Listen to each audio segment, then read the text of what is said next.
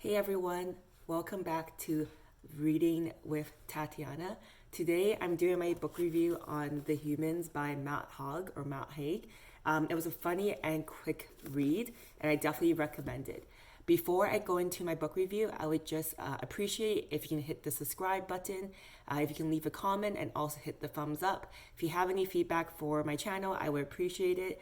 And if you have read this book, I also would love to hear what you thought about this book. So before I go into my book review, I kind of like to always start by talking about the author, Matthew Haig. So he is from the UK, and his genre of writing is considered speculative fiction. He also writes children and adult books, and he's written nonfiction and fiction. I have actually read one of his books last year called Midnight Library, which I think everyone has read. It was really popular, and that book I would give it a solid 4 or a 3-4 out of 5. If I had to pick, I would pick 4. That book was quite predictable, but it was kind of nice because sometimes you just need a book where there's no twists and turns and it's just what you expect. That was his big book last year. But his first book was actually called The Radleys, which is on my to-read list. That was his first breakthrough book. It's about vampires. The Humans is his second book, and he actually wrote this book because he was in the middle of a panic disorder, and I think he had a hard time trying to rationalize or try to figure out what it meant to be a human. So this book kind of came from that experience. I have read that he has dealt with a lot of mental illness and depression, so a lot of his works kind of gives you a bit of solace to if you're struggling through any time in your life. So yeah, that's a bit about Matt. Now some background on the book and the story. So like my other reviews, I do want to start by reading the first paragraph of the book, because when I read this first paragraph, I knew this book was already going to be a 5 out of 5 and it's going to be a funny read. So here we go. So the title is An Illogical Hope in the Face of Overwhelming Adversity. I know that some of you reading this are convinced humans are a myth, and I am here to state that they do actually exist. For those that don't know, a human is a real bipedal life form of mid-range intelligence, living a largely diluted existence on a small waterlogged planet in a very lonely corner of the universe.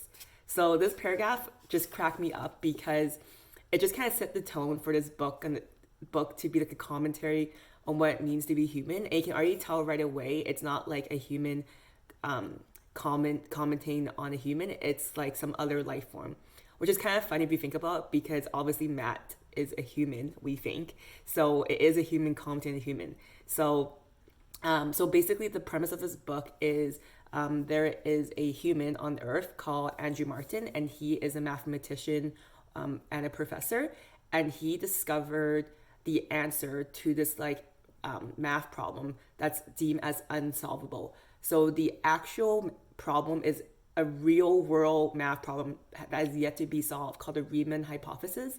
I tried to read the Wikipedia page about the Riemann hypothesis, but it was way over my head because I haven't done math since high school math. But the book kind of explains it, and it's something to do about prime numbers. And I didn't understand the Wikipedia page, but the book kind of hinted that if man was able to solve this math problem, the Riemann hypothesis, then we would advance really far in technology, or be able to solve a lot of problems. I don't really understand math and how it works. I'm guessing it hasn't been solved yet because it takes too much time to actually do manually. So they need to figure an equation or some letter or integer to be able to solve it. So basically Andrew Martin is a mathematician and professor who has solved or figured out the Riemann hypothesis, which is a real world problem we have right now. And then because of that, this other life form is sent to eliminate him. So yeah, that's basically the premise of the book. I don't want to spoil any of it, but that's how the story starts. So there are 3 main characters in the book, The Humans. The first one is Andrew Martin / the alien / the protagonist, really. And then there is his human wife Isabel, and his human son Gulliver.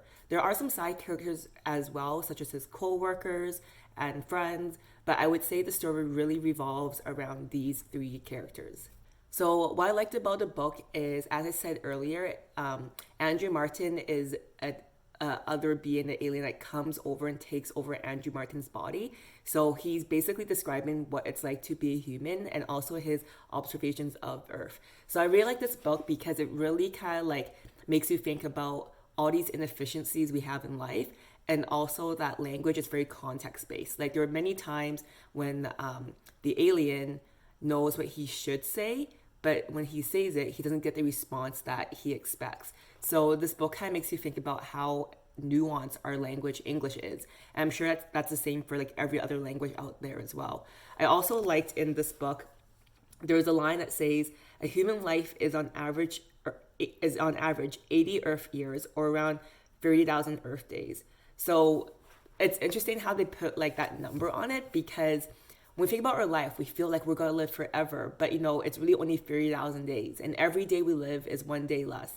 So this book really makes me think about how it's so important to make each day not memorable, because that's a lot of pressure, but just really appreciate and value each day, because we never know when our last day is. One other quote in this book that was really good is, and it's throughout the whole book, they'll quote lots of famous mathematicians or historic people. So one of them is a quote from Carl Sagan that says, "For small creatures such as us, the fastness is bearable only through love."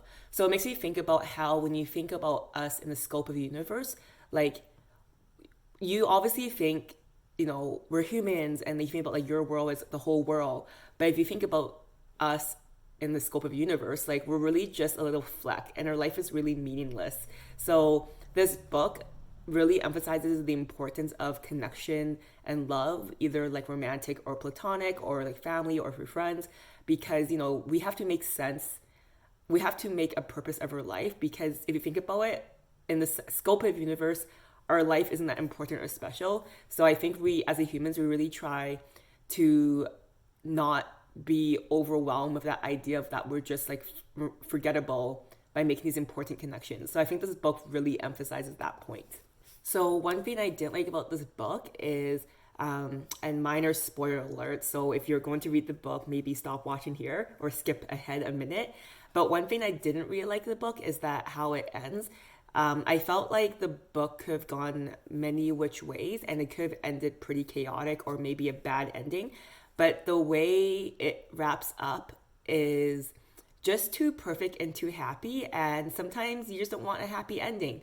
But having said that, I think having read the author Matthew Haig's other book, Midnight Library, I feel like that maybe is his style. And sometimes it is okay that there is a happy ending. But the way the book started, I think I would have enjoyed it more if it wasn't a happy ending, or I would be okay if it was a sad ending, or not so much a sad ending, but it would align with how the book started, because the book started really funny for me, and it's the first book in a while where I actually laughed out loud or chuckled, and I felt like the book, if it didn't have a happy ending, would align more with the comedy of the book. And having said that, like with books, there's lots of genres of like, it's a thriller, is it a romance, is it a memoir? And I think this is one of those few books where, like I said earlier, Matthew Haig writes speculative fiction. But for me, I would actually classify this as comedy. And now that I'm actually talking about that, the way I laughed out loud from this book actually reminds me of the book I read a long time ago. It was called The Man Who Climbed Out the Window and Disappeared. And that book also made me laugh out loud too. And I think it's very rare that a book can do that. So I definitely recommend reading this book because of that. So as always, in all my reviews, one of my favorite things to ask people after they read a book is how a book made them feel. Because as I said before, I'll never remember every character or every detail of a book, but I'll always remember how a book made me feel. So this book made me feel some kind of way. I don't know if that's the right answer, but it just made me really think about all the times I felt introspective about me existing. And yeah, so this book I think is worth reading if you kind of question your life, your mortality, what it means to be human, and in a very like maybe reflective stage of your life. This book actually reminds me of a book I just read recently called They Both Die at the End. And I have to say, I really enjoy books that kind of talk about the mortality of being a human. So on Goodreads, this book got a 4.08 out of 5, which I think is pretty high for Goodreads. I think if a book, or my experience of Goodreads so far is, if a book is a 4 or higher, it's probably a very good book, because of any book out there, you're gonna get like 1-2 star reviews to bring it down. I don't think you're ever going to get a 5 out of 5. So a 4.8 out of 5 is pretty high. So a lot of the reviews I definitely get behind. Like, it's a hilarious book, 100% a comedy book. It's fun to hear the commentary he has on humans. And, as humans ourselves, it's funny to question things that we do all this time. And like, does that make sense? Is it inefficient? So yeah, I think that book is really funny because of that. And some reviews that were bad, and I mean, it makes sense. Like, obviously, like, the science isn't 100% accurate, but I mean, we don't really know anything about aliens. And some people question, like, again, like, how, if the logic makes sense and how the alien and how the humans react. But I feel that's such a subjective review, because how can anyone predict how anyone reacts? So yeah, that's the reviews on Goodreads. So that is my book review for The Humans by Matt Haig. If you have read it, leave a comment down below and tell me what you think. And also, my next book is All the Light We Cannot See by Anthony Doerr. So let me know if you want to read along, and I'll see you guys next time. Bye.